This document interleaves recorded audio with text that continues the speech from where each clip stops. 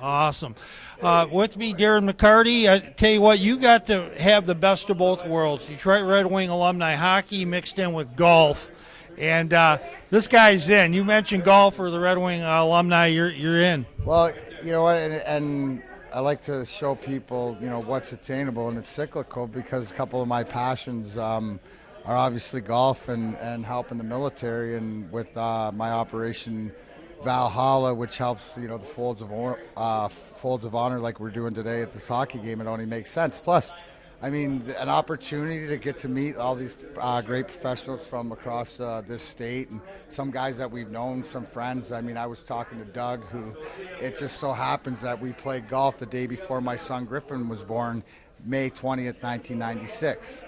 Right? So these guys go way back. I think a lot of us, the culture of golf is in our DNA, especially here in Michigan where there's so many great tracks. So bringing it all together, raising it for a great cause, you're going to always find me there.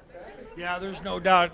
I remember you were telling me that during the Stanley Cup run, I think you said that between some of the games that you guys were playing a lot of golf, and you said it brought you probably good luck for winning those cups. I'm staring at Joey Kosher right now, standing by the elevator, and him and I played more golf days between the game of the playoffs, and we were actually 17-1 was our record. The only time we lost is when he didn't play in the morning. I played with Darren Pang. Shame on him. Well, he was getting treatment done, so it ended up working out. But golf's a big part. I think it's a big part of getting away from hockey, thinking about something else, even as hard as it is. But there's some transitions with it, and a lot of times you find hockey players that can transition and be single-digit handicaps. So that's just something to enjoy. I think as I get older, I enjoy it like more people, is just being out there with your friends and enjoying the moment, not trying to think that you're going to shoot a course record or shoot something disgusting like you watch on TV. That's what happens. I hope George sets us up to play golf someday. It would probably be a lot of fun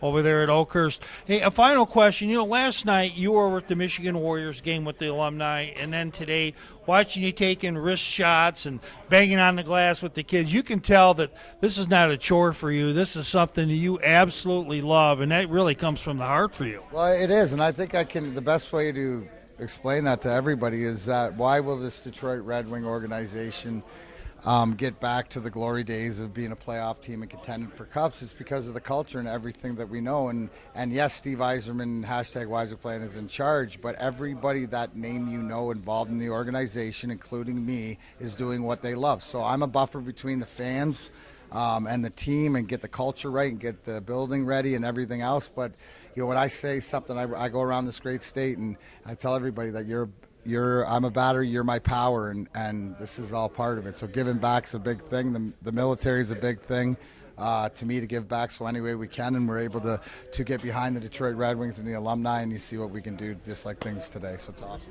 The totally legit Darren McCarty. And hey, thank you very much, and we will see you down the road. You got it. Thank you, Darren.